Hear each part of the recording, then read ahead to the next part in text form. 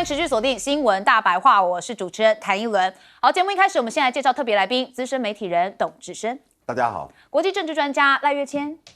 主持人好，观众朋友大家好。文化大学讲座教授杨永明。主持人好，大家好。好，我们刚开始要讨论什么呢？最近在中国大陆有一个很夯的猴子哦，这个是黑神话悟空超夯。好，这个部分我做一下功课他说是史上第一个3A 大作的游戏。好，这个游戏很夯，就让我想到小时候我都会玩《仙剑奇侠传》，可能有一样的夯。好，黑神话超夯，有200万人同时上线，这个是在线的玩家已经破了241万哦，这是说这个最多的时候，所以这个时间这个数字看起来真的是蛮夸张，可见真的是很夯。这个国产的游戏上线之后，因为它的背景源自于这个《西游记》，所以不少的外国网友，而且也紧急恶补这只猴子的身世，所以大家就开始看《西游记》到底是什么状况。那老外被中国神话硬控，也就是说，好像有点被着迷一样。但问题是回到台湾哦，当然台湾很多人也关注这件事情。那也有人说，没必要吧？说什么只是自爽文，好像是这个热爱跑步的游戏学家说，台湾当然做得出来，关键在制作人，但是恰巧台湾游戏界最弱势的职位。台湾有资金有人才，但是只要把重要因素凑齐，要搞出黑悟空也不是难事。但没必要，一定要加这4个字啊！那无需跟中国比，要也是做原神。那另外一个台湾超派他只是说台湾有很多的游戏都超过中国20年，这么喜欢中国游戏，干脆搬去中国啊！请大家一定要支持台湾人，不玩中国游戏，台湾是比中国好，一起抵制中国游戏入股哇！真的很仇中吼。好，再来这个发现青鸟的朋友在玩黑悟空，这是在 PTT 上面的，他说无聊滑社群发现许久未聊天的青鸟朋友，也在玩黑悟空。那想当初他也在社群上面骂这个用大陆产品的人，结果现在也开始在玩了。他说哇，实在真香，青鸟不怕买游戏的钱拿去被做飞弹吗？太离谱了！真的有这么夸张吗？好，连馆长对于黑悟空他也说是一个世界级的大作。他怎么讲的？我们一起来听。各位台湾人的确要以自己的国家为傲，但是台湾正步入了一个很惨的、很烂的。台湾除了台积电，好像就没有别的可以吹了。台湾的很多东西，设计、技术，各方各面都早就被中国横甩几条街了，只是台湾人一直不承认。你凭什么去嘴人家？人家比你强，甚至已经是事实。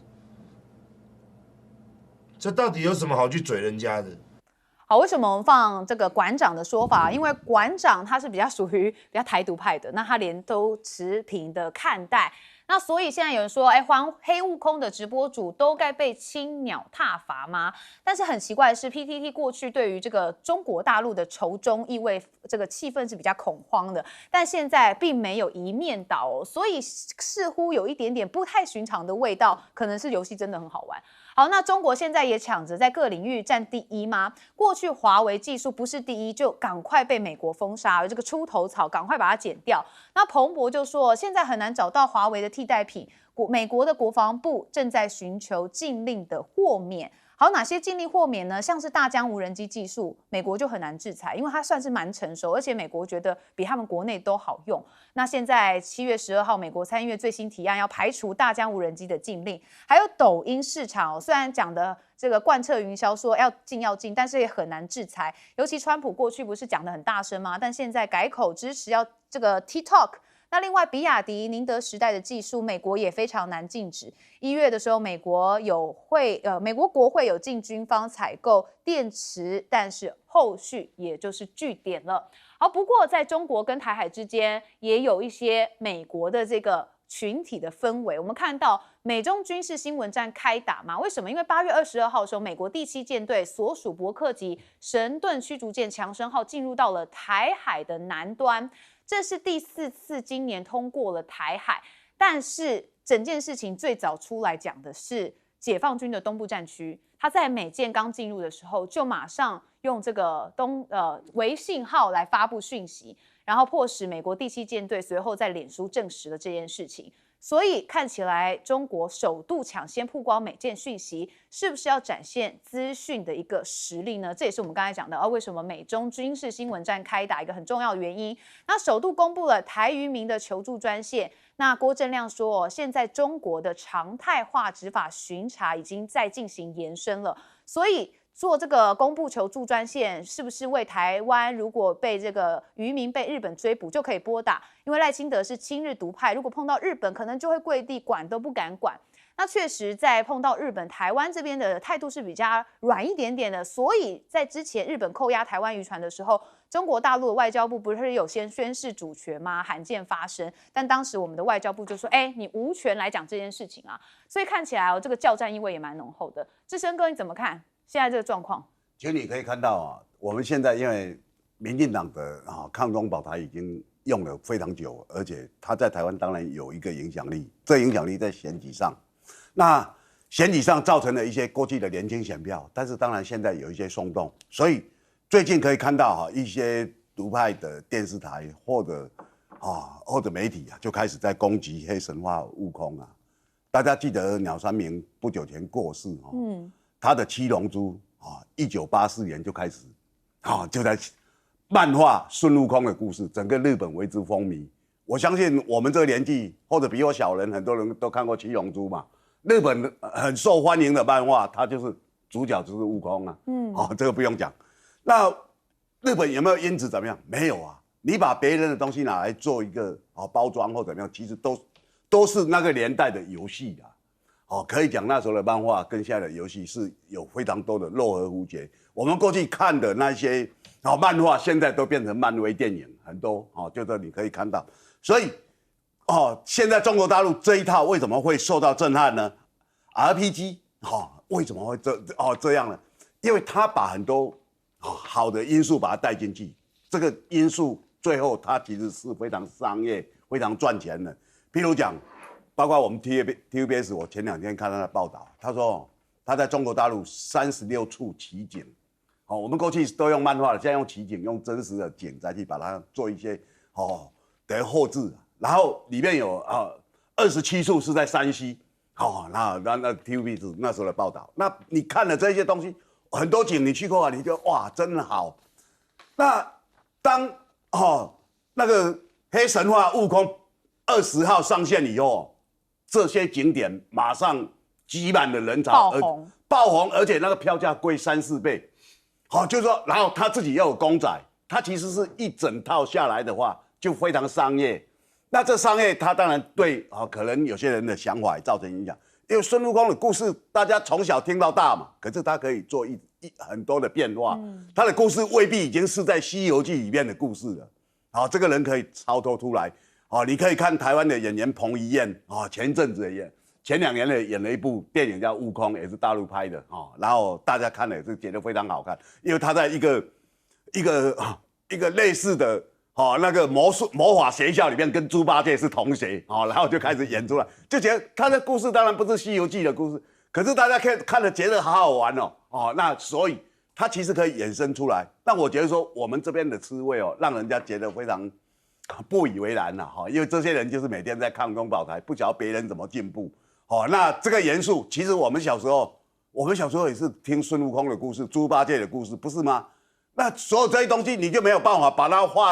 化成一个商业或者可以赚钱的一个因素。那现在看到别人壮大了以后，就开始讲东讲西，连台独派的馆长都看不下去那各位想想看，其实我们有非常多中华文化美的因素，我们在这里做出来的东西都比他还健全各位想想看。台湾很多人对于就是《西游记》的故事或者三国的故事，是因为小时候看日本漫画，三国跟《西游记》，我们很多人都是看日本漫画，然后认识了这个人，认识了那个人，然后其实它里面它也有一些改造，但是基本上它就是认识一个文化的开始。那这一次中国大陆这套游戏它其实非常成功就像主持人你刚刚讲，你看的《仙剑奇侠》还有《金庸群侠传》就说那种游戏，大家只要看台湾的电视台到了暑假的时候，都有非常多游戏的广告。这种游戏表示它的人口是非常多的，而且年轻人、大学生、高中生，他在休假的时候，放暑假的时候，他们玩这个游戏，所以这个会让你入迷，而且它里面有非常多商业。如果你朝这样正面来看的话，就不要自己那么酸啦，因为自己做不到就开始讲别人的不好，这就是台湾现在抗中保台到最后就养出了一堆这种人。是有明教授怎么看？台湾这些酸文，我觉得已经不需要去理他了，他只是在他自己的圈里面在那边自我的这种安慰而已。它叫做3A 哦 ，A 就是那个 a lot of resources, time, money， 就3种 A 都要齐全，就很多的资源、时间以及资金要投入在这个游戏的开发。过去日本、韩国、西方、美国，做出几套。但是呢，当你这个游戏到一定的地步的时候，你要回到了一个很重要的，就是不只是创意，也是文化的底蕴，还有你市场的这个接近性。那现在中国大陆这么多玩家，然后呢，大家已经习惯于三国或者是魔兽或者是各种城堡，那其实中国过去一大堆这种文化上的这些故事神话。所以现在这个黑神话悟空，接下来是姜子牙，再接下来是钟馗，这已经公告出来了而且我觉得不止这一家会做，别家也会做个什么梁山伯，甚至《红楼梦》不需要完全从古典里面去找这些东西因为中国大陆现在资金够，技术人才够，市场也足够。你看它出来到现在8月20号到现在。全世界都是 No.1，对不对？不需要馆长啦，连人家国外这些游戏玩家都说你们这些西方媒体不要在那边酸，你让很多人一直没有办法玩到这么好的游戏。我觉得它会有3个影响商业上的影响大家都知道了，它现在是赚翻了，对不对？第二个，其实它会有文化上的影响，它是一种文化的软实力，也就是从它这个开始很多中国大陆的以中国文化为背景为基础或者为创业，那有时候不一定要跟完全古典文化有关的这些产品会越来越多，因为大家越来越需求性高。教授，你有看到这画面上吗？他是直接戴那个悟空的头盔，那个紧箍咒，可见大家多喜欢这个。你看，已经是整个全球很夯了。好，谢谢。所以也就是说，文化层面呢。政治其实是另外一个议题，我觉得其实从这个开始你会看到游戏版的孔子学院会出现，或者是文化版的孔子学院。过去中国大陆在世界各地推孔子学院就是什么？就是教语言。那西方各国现在一个一个把它给关掉，不准它设在大学，不准它跟当地的这个合作，因为他怕。你教中文就文化入侵这里我不用教，我用 TikTok， 我用悟空，是不是？而且你要拿钱来跟我买，美国要用政治力把 TikTok 给禁掉，他现在可能会禁所以 Google 的那个前 CEO 前一阵子在史丹福大学演讲，跟那底下学生说：“我告诉你好生意。”因为他做完 Google 的 CEO 之后，他跑到国防部去做 AI 的顾问。他说他觉得 TikTok 会被禁，我告诉你好生意，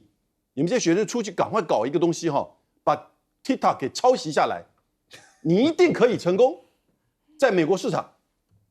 因为你们是美国公司，所以你看这个是精细和细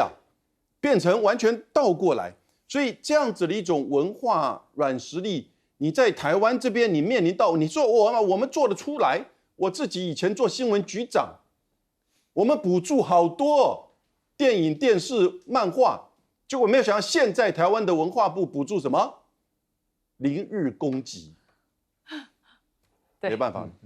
确实完全不一样的氛围。赖教授怎么看现在的状况？好就是好嘛，因为好东西就是好东西嘛，所以它一出来了以后，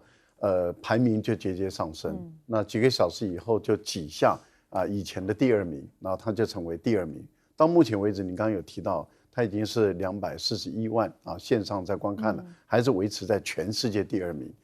有人说在周末的时候看有没有机会啊突破200多万到300万，那他就开始挑战过去历史记录中的第一名300多万嘛啊，所以我觉得一个中国大陆一个新的产品，也就第一次尝试走3A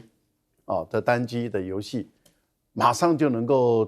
挤下过去全世界的排名前10名中，它排到第2名，这就是好东西嘛，好产品。所以很快的就不只是引起两岸之间的玩家的喜欢，它是全球的玩家的喜欢。全球玩家喜欢，当然就进入热搜嘛。马上的，你看到全世界的主流媒体几乎都在报道这一款游戏，而且它在全世界主流媒体，包括《纽约时报》，它在它的10大新闻中，它挤进去，有的是第4名，有的是第5名，有的是第7名。这代表什么？它都在最高度的新闻热搜里面。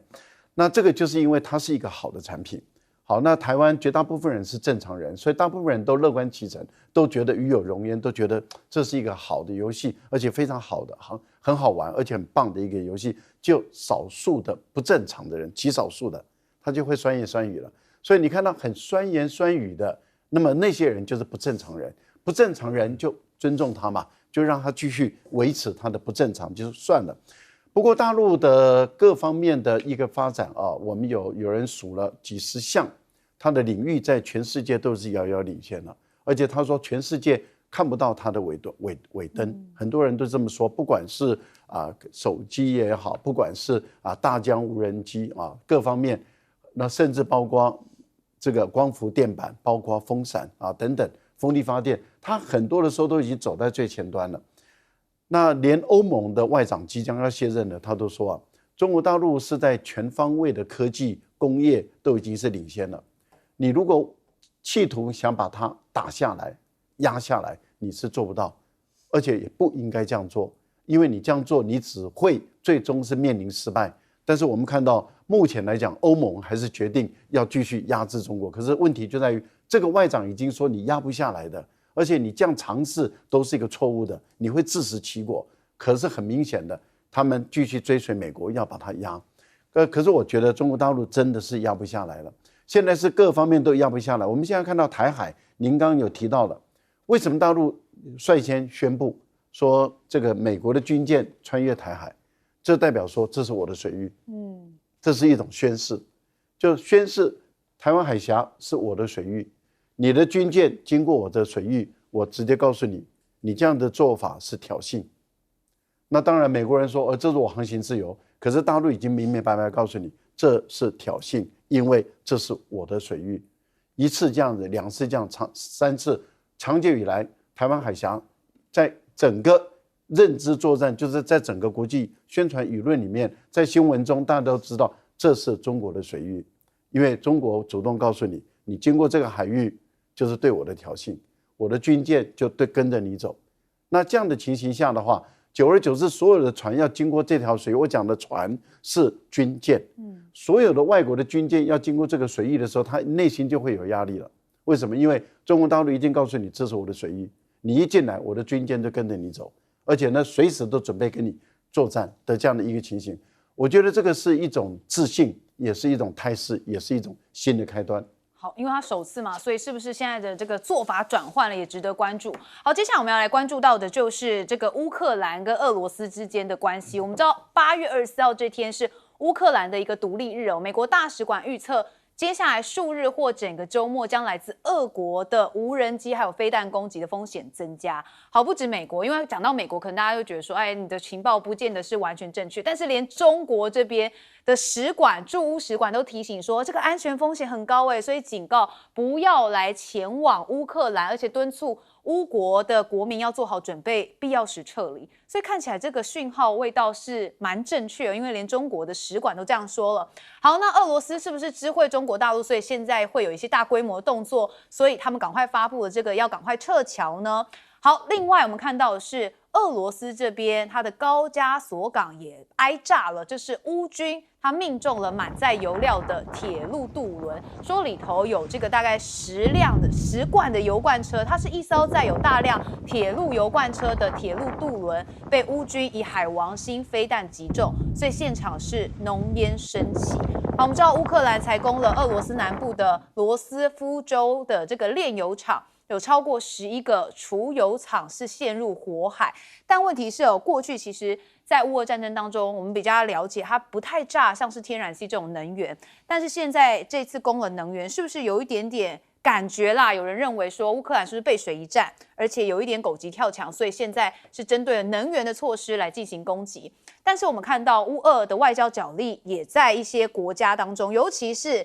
这个莫迪，因为他是印度的总理嘛。但你可以看到他跟泽伦斯基见面，那他之前才跟普京见面，所以这变成说是不是一个新德里外交的转变？那对乌俄的和平有建树的希望很小。那因为他才跟普京会面嘛，然后又跟泽伦斯基见面，那这是不是印度试探采取更中立的立场呢？但是印度也不会跟俄罗斯闹翻的，因为我们看到它真的是最大的石油买家。今年7月，中国进口俄罗斯是176万桶一天，但是印度的进口量则达到207万桶一天，创新高，所以是一个最大买家。所以看起来印度就是大家都不得罪，所以我必须要来做一些会面，当然普京见完之后就要去见泽伦斯基。好，那当然中俄的战略合作，我们也看到这个解放军陆军代表团有抵达莫斯科，那俄罗斯的陆军总司令的代表团也就加强合作，达成了共识。那俄罗斯的国防部副部长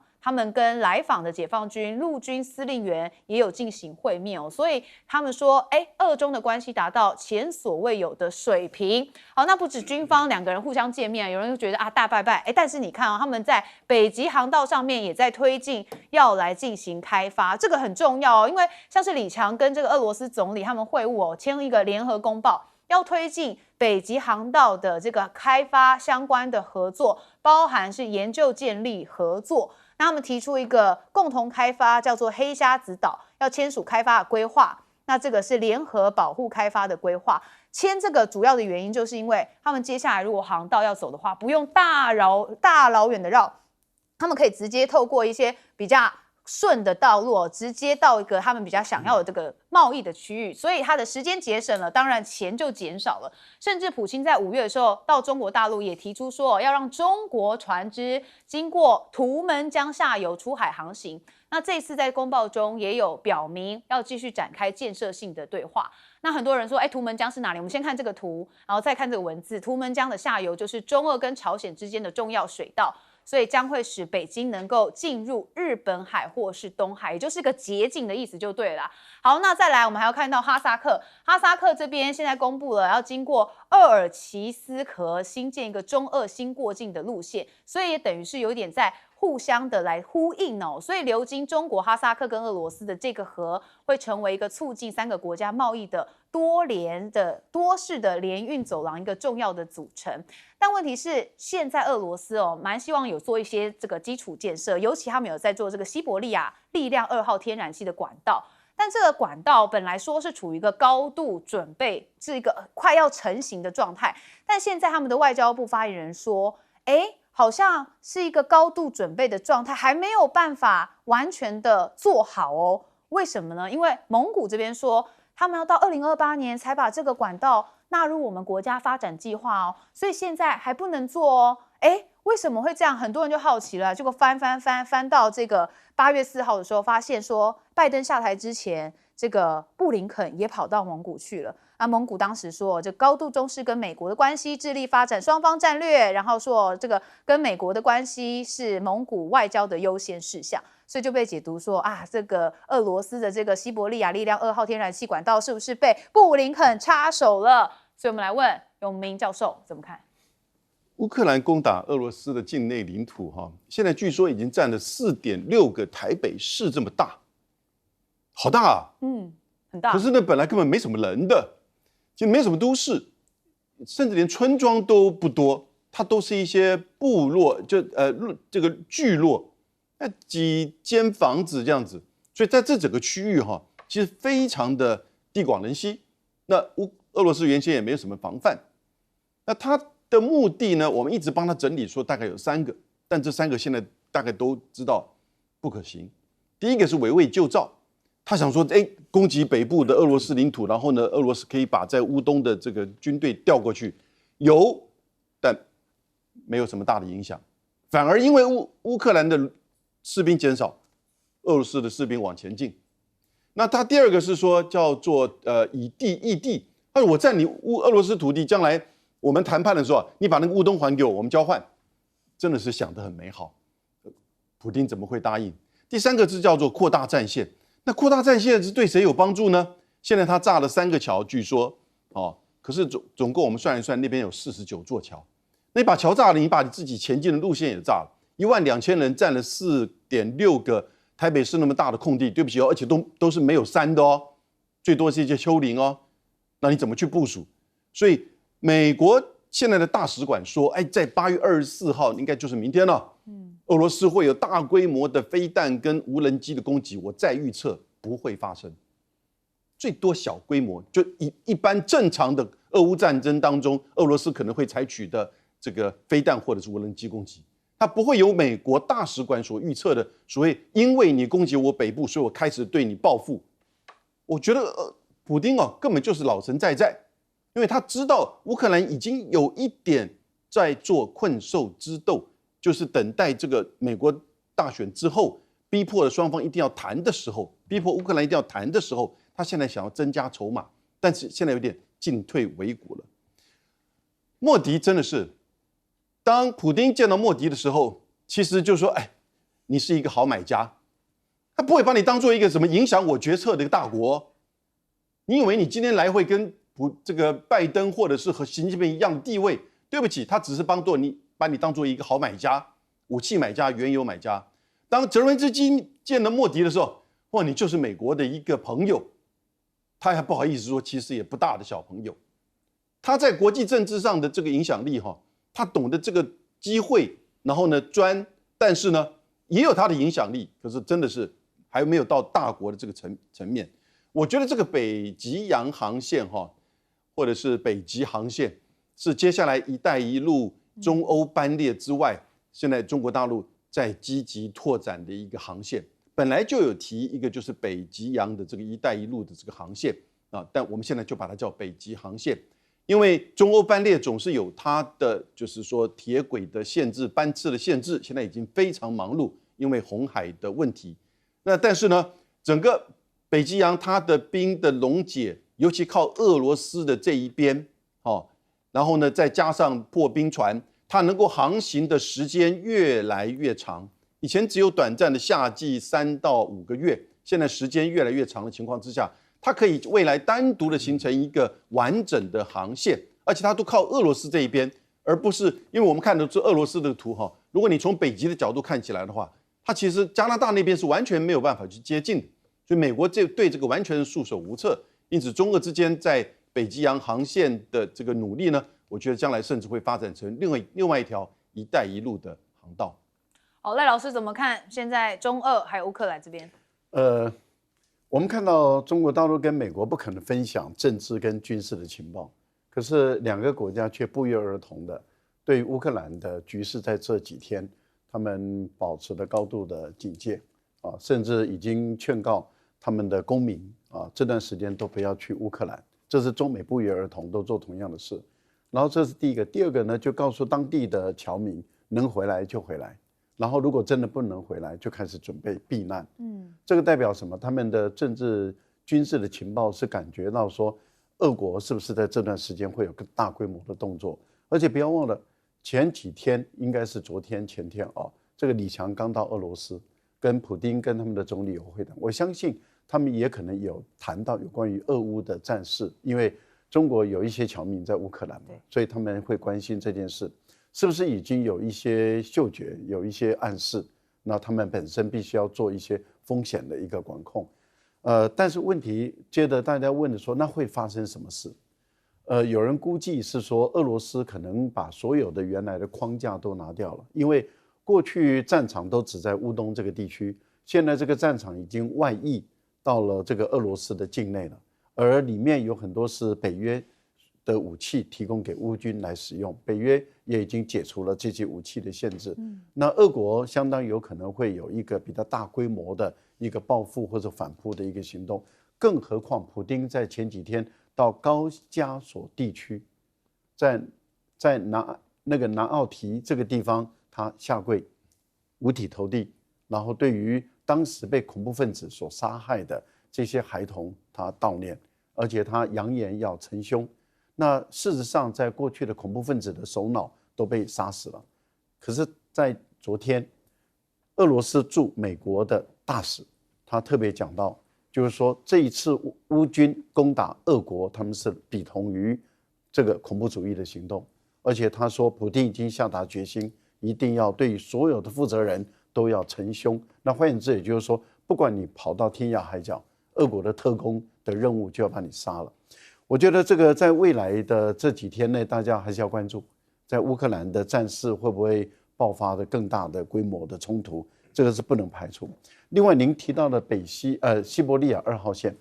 因为原本有西伯利亚的1号线，那是经过到中国来，到中国大陆，可它每一年只能够输送380亿立方米，不够中国大陆需要，所以才会有2号线的需求。2号线的规划原本是可以每一年供应500立方米的需求，可是要经过蒙古。那蒙古本身犹豫不决，而且蒙古跟中国大陆的关系并不十分友好。那如果这个天然气管道经过蒙古的话，对中国大陆来说，他觉得投资那么多，然后经过一个蒙古，那蒙古并不友好的情形下，变数太大。对，变数太大。那会不会像蒙古会不会像未来的乌克兰？因为当初就是俄罗斯的天然气管道经过乌克兰，再进入欧洲。那乌克兰的情况导向这个欧洲的时候，那对于这个俄国都产生了变化。所以中国大陆对这个天然气的这个西伯利亚2号线，那么他们认为应该要走哈萨克，这是比较好。所以在这个部分里面，这一次普丁到中国大陆来访问的时候，大陆没有松口。没有松口，要经过蒙古的总理在今年的时候，很早就已经有跟《金融时报》说他们会推迟，果然他们推迟到2028年。所以我觉得这个中间还是有变数的。好，董哥怎么看现在这个战局？其实现在全世界都很怕2件事情，说伊朗什么时候会攻击以色列？我们在节目上讲说应该不会嘛，那时候也是我们3个来宾。那现在其实大家还是忐忑，为什么？因为伊朗的筹码就是说，你先把加沙走廊停火，要不然我可能会报复啊，这是当然题外话。那现在俄罗斯会不会借着34周年的时候开始攻击？这大家又开始中俄都发出了一个紧急的信号，大家讲说那一天就是一个纪念日啊，其实会不会有？我看也不会有。那为什么呢？因为大家已经在那种猜忌的情况，很怕战争嘛。那我们其实可以看到，库斯克在8月6号被乌克兰攻进去，等于说他攻进俄国本土。那时候当然大家觉得俄国很惊慌失措，但是你刚刚听永明老师所讲，那地方就是一个空旷等你站进去，你有多少部队，你就里面就稀释了。那他可以对外讲了因为泽伦斯基可以对外讲。他要有一点筹码，而且我们知道，在整个战争里面，就是发言权起得最多是乌克兰。乌克兰讲什么就全世界都听，好像他讲的都是对的。其实乌克兰从俄乌战争以来，四处都在说谎就是说，譬如说大家讲到北溪是谁炸的？乌克兰啊，他那时候赖给俄罗斯啊。那现在欧洲帮乌克兰这些国家都知道，就是你乌克兰去炸的。可是这条不是俄国所有的，俄国人跟德国人、跟荷兰人、跟法国人合建了这172公里耶。那你损失了多少钱？不用讲之外，现在德国人是通缉乌克兰的这些凶手，所以乌克兰泽伦斯基这些人就是习惯性说谎，但是他们有很强的媒体。跟台湾的民进党很像他有很强媒体都听了，所以他就大量的铺陈出去。哇，你看俄国最可恶那我们记得战争初期有一座小城说所有人都被屠杀，叫布查，然后哇，欧洲这些国家派人去查到最后，现在2年多过去了，有没有结论？没有结论，是真是假不知道，对不对？所以我们可以看到，在这场战争里面泽伦斯基拥有非常大的发言权。可是你的真实是怎么样？他这是去俄国攻进去俄国人，他讲说你为什么不告诉你那些盟国，人家都协助你，给你弹药，给你什么？他说我如果告诉他们，他们会说我不切实际。我告诉你，乌克兰现在经济就是不切实际。你看普丁在做什么？他在外国访问呢。对啊，然后大家起来，哇，大家都害怕，他都对老神在在，对不对？是老神在在，啊、你看他的态度就知道了嘛。好，我们刚才不是讲到了这个北极航道吗？所以我们现在在讲说，这个其实也是因为红海的事情真的蛮多了，因为我们看到红海在2个月来有最严重的攻击，一艘希腊邮轮哦。它是挂着希腊邮轮21号行经红海的时候，遭到一连串的攻击，之后起火燃烧，导致整个船舶没有办法控制，只能任其漂流。那似乎成了也门叛军胡塞组织2个月来最成功也最严重的一次攻击事件。所以怎么能够有这样子的事情发生？不允许嘛？所以是不是就是换了别的航道走？好，但是规模最大，美国2支航母打击群也互相汇合 ，F-22核潜舰都在部署到中东这边。好，这一支空军 F-22的战斗机中队已经抵达了。那2亥2级的核潜舰乔治亚号也在附近来部署。那林肯号航母打击群也都已经到这个地方哦，增强对以色列的防御。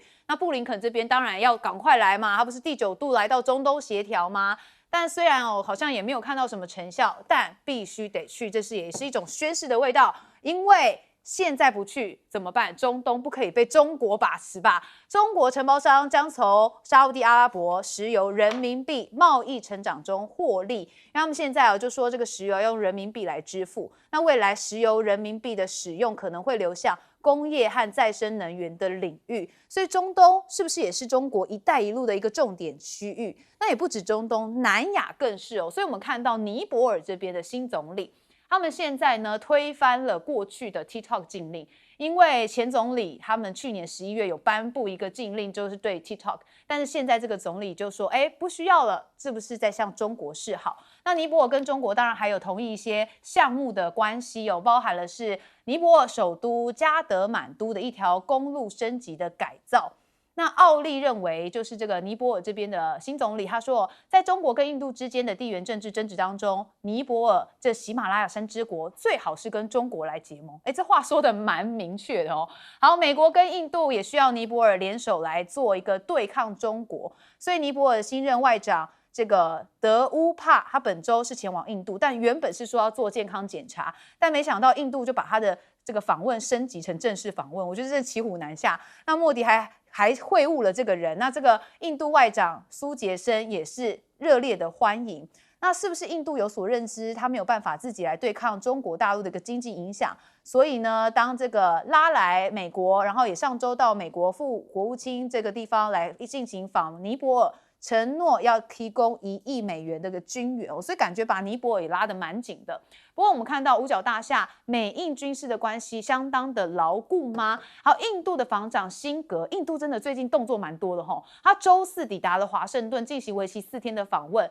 那也会在五角大厦来会见美国防长 Austin。那美印双方也签署了一个安全供应的协议，承诺采购关键国防资源的优先交付。意思就是说，如果台湾跟印度同时要武器的话，他会先给印度就对了。好，那印度的 AH-64 阿帕奇，现在状况不太好，因为它有一架是被困在了中印边境，而且长达了4个月的时间。那印度空军说，他们在跟原厂的波音联系，要修复或是回收这架直升机。那不过在此之前，我们看到，美国的陆军在44天内已经损失了4架阿帕奇直升机耶，哇，确实这个受损率蛮重的。不过我们卫星也抓到，不是我们卫星，就是卫星抓到了这个3艘歼20跟6个这个轰 6K 的这个在中印边界来挂弹。中印边界本来就很紧张了，现在卫星又看到这样的讯息，这是不是代表说，这个汇集于这个新疆库尔勒机场这边有没有可能进行一个集结军演？印度跟中国是不是持续在紧绷？我觉得这个是蛮多人很好奇的一个区域关系。我们先请赖老师说明。好的，我们看一下红海这次希腊的邮轮被成功的攻击到，然后起火燃烧。这是为什么会引起媒体这么高度的关注？因为这是第一次有效的、成功的，那么击中了这个邮轮，然后让它起火燃烧，失去动力，在海上漂流。那过去很多的美国、英国或是以色列的这些船，或者是一些船要往以色列去，不管你是哪一国的，只要往以色列，它都被攻击，也常常被打到，可是它不会失去动力，它船够大，然后被打到以后有受损，但是也可能货柜，也可能船身，但是它还是能够继续的航行，能够完全控制。但是这是第一次失去动力了，整个烧掉了。那这代表什么？代表美国的罗斯福号的航母战斗群，它没有办法有效的保护这个整个航道的安全，因为航母战斗群，罗斯福号航母战斗群现在回防到这个红海去，而这个林肯号已经赶到了阿拉伯海这个地方。那美国的罗斯福号航母竟然没有办法有效的拦截也门胡塞组织它的导弹的攻击，这代表它本身没有办法提供给英美以色列3个国家他们的邮轮的安全。所以我觉得或者是其他的国家要往以色列走的航道安全，我觉得这个对美国来说的话是威信是会很大的受到影响。至于尼泊尔由于它本身的党派的问题，有些亲中国大陆，有些亲印度，尤其是比较南部的邦，因为它的印度裔比较多，它比较亲印度。那北部的或者是其他的地方，他们一直认为要跟中国大陆建立更好的关系。这位新的总理其实是第3次回国了，他是第3次。那他每一次执政的时候，他基本上就恢复跟中国大陆友好的关系，所以这是他第3次在担任这个总理。那他当然一上来以后，马上又要恢复跟中国的关系。为什么？因为上一届的政府他是亲印度的，他跟中国的关系就往下降了。那原本他们在前届的政府已经谈妥的基础建设，例如说公路、高速公路，甚至过去有考虑到这个直接打通喜马拉雅山，然后后来这位总理他认为说打通这个工程到大，倒不如把两端的工程把它跟中国大陆连接，因为他们有使用中国大陆的港口，像广西的海港作为尼泊尔，因为尼泊尔是内陆国，它需要对外的连通。所以他们当时这位总理，就现在的最新的总理，他跟中国大陆有签跟广西的一个对接，所以他的产品可以透过广西那么的港口往外卖出去，然后他国外的产品可以也透过广西进入尼泊尔，那因此对尼泊尔的经济发展有关系有帮助。现在这位新总理上来了以后，马上第一步就把前位总理推翻反中的亲印的总理他的重大的政策推翻了，那又重新回来了。所以尼泊尔是变来变去一下子亲中，一下亲印，变来变去，比较难打交道。那比较难打交道不是他的领导人翻来覆去，而是他的政局不稳，那么就会造成这一些波动。好，我们休息一下，马上回来。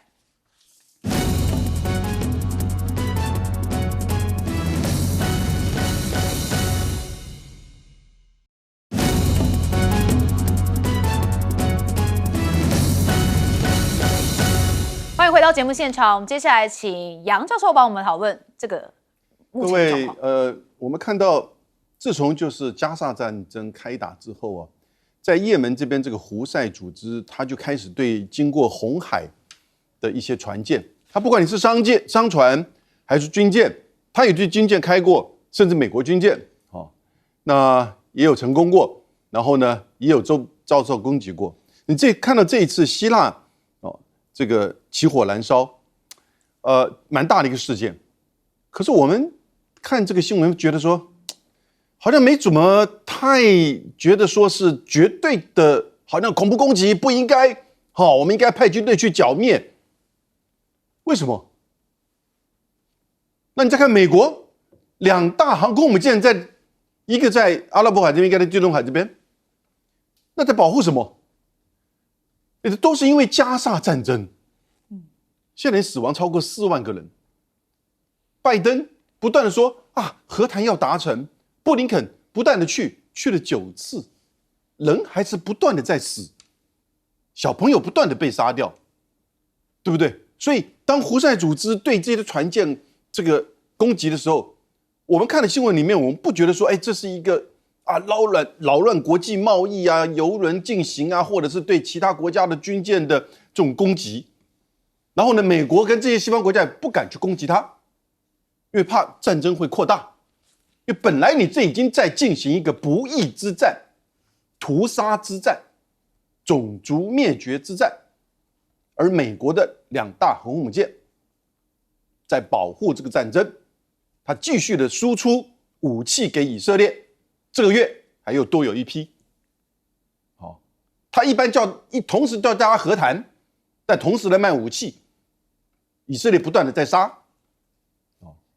这就是帝国主义政策，这就是在21世纪你还看得这么清清楚楚的一个叫做帝国主义政策，而反抗者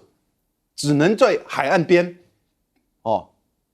拿着这个飞弹，拿着这个无人机，针对经过的这个船，表达他们的抗议。然后呢，因为这个海峡很窄，所以是有一些成效。可是呢，国际媒体又怎么样？那我们再讲到像是缅甸的这个情况，刚才赖教授讲的非常清楚。但我越来越觉得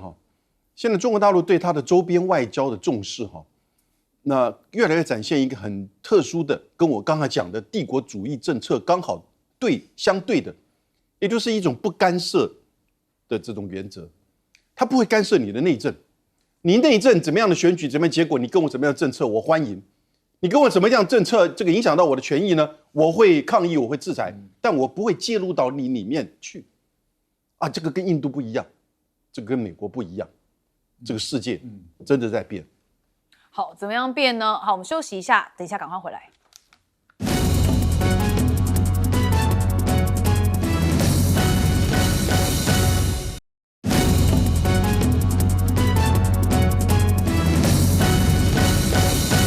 好，董哥，现在中东的危机怎么看？其实你可以看我们整个中东危机，它跟美国的选举有关呐。那现在显然以色列更不甩拜登了，拜登最近打非常多电话你又不选了，对不对？你已经对我没什么影响了，就会变太现实了吧？对啊，那民主党的大会这几天因为全美国的新闻都在报他的大会嘛那大会连续这几天其实外面是有人在抗议以色列，但是因为美国2大党都不太愿意得罪犹太人，所以他就变很低调。那媒体也没有大肆报道，哪一个媒体报道，搞不好那个媒体的金流就会被中断，你的广告就被中断。它已经变成这么大的一个影响力。但是我们看中东这个情况，因为它有一个不确定因素，就是伊朗。那伊朗自己不会出手，他的小弟会出手。所以这一次希腊马上被打了。这个其实也是一个警讯你说为什么这次他打那么准？他以前可能故意不那么准的，这一次就故意把你打。以现在的科技，电脑锁定了，你跑不掉对，跑不掉。对，所以现在其实大家都有这样的能力啦。那这样下来的话，美国就会紧张。